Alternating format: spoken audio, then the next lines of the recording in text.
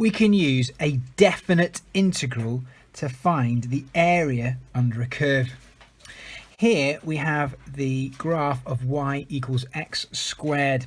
Let's say I want to find the area between the points where x equals 1 and x equals 3, the graph and the x-axis. Let's draw that shaded area now. Now we have our shaded region identified. We can use a definite integral to work out the area of this shaded region. So let's draw our integral sign, and it's a definite integral, and on these points here we write down the values of x that our integral is between, that the area is between. So the greatest value is 3, and these are all in terms of x because we're looking at the area between the curve and the x-axis, and our lower limit there is 1. Our function goes here, that's x squared, and we're going to integrate it with respect to x. That's what we're doing there. Now to evaluate this, the first thing we do is integrate the function.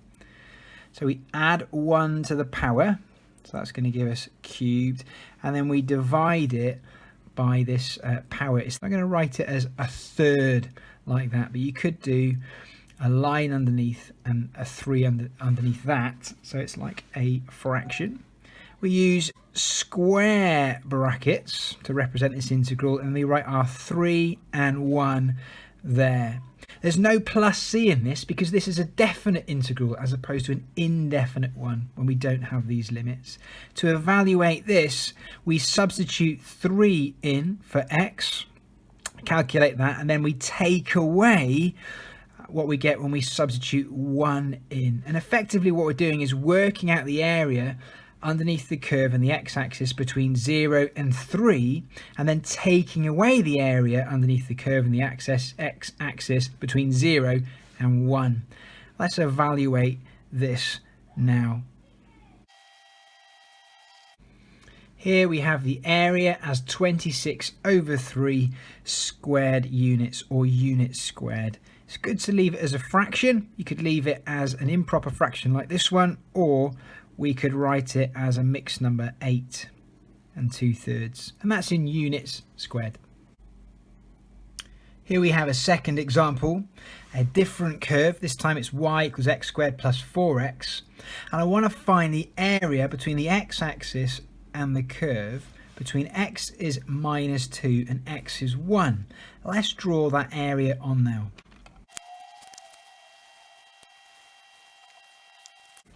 Here we have our areas. So because the graph goes below the axis and above it, we have these two different shapes. And anytime the curve, the graph, cuts the x-axis, we need to consider any areas that are made separately. If one's below and one's above, we need to consider them separately. So we're going to do an integral between -2 and 0, and another integral between 0 and 1. If we don't do that, we'll get the wrong answer, and we'll see why shortly. So we've got the same function in both, but we're going to evaluate the integral between 0 and -2 of x squared plus 4x. We'll do that one first, and then we'll do another one between 1 and 0 with the same function. So let's evaluate that. Integrate it. So add 1 to the power, divide. Add 1 to the power, divide. This time 4 divided by the 2 gives us 2. We've got square brackets, and we've got between 0 and -2. When we evaluate this by substituting in 0 and then taking away what we get when we evaluate it with -2, we get the following.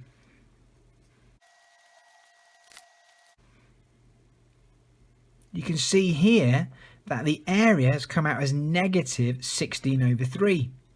Well, you can't have a negative area, it doesn't make sense.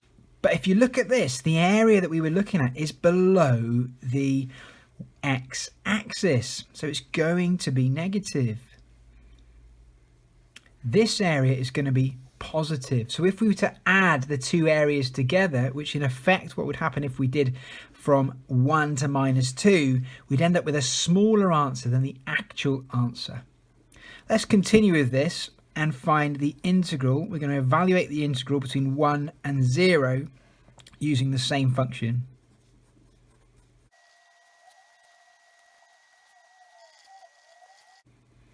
This area here between 1 and 0 under the curve and the x-axis is 7/3. Now, like I said, if we did the whole area in one go from 1 to -2 and integrated it, we would have 7/3 plus -16/3, which would give us an incorrect answer. So we must do the areas separately if one's above and one's below the x-axis. So the area of this one is actually 16/3 and the area of this one is 7/3 because area can't be negative.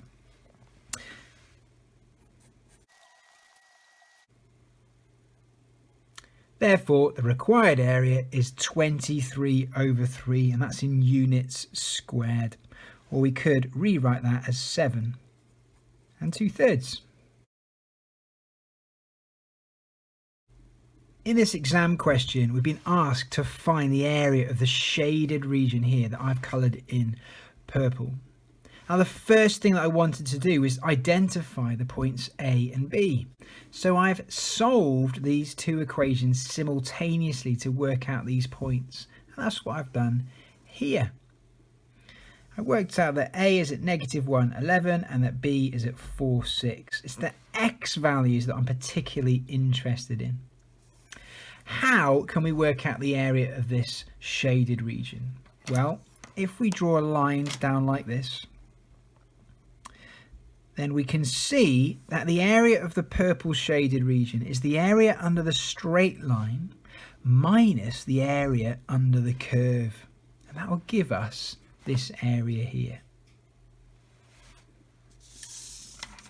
Now we've got a choice to work out the area under a straight line because it's a trapezium, and we can use the formula to work out the area of a trapezium to work out the area under this straight line. Let's mark on these points. This is when x is -1, and here we have when x is 4. We can see this isn't to scale just like it would be in an exam. The height of A is 11 and the height at B is 6. Let's use the trapezium rule to work out the area under the line. So here we have the area under the line is 85/2 units squared. The area under the curve, we're going to use integration to find that out.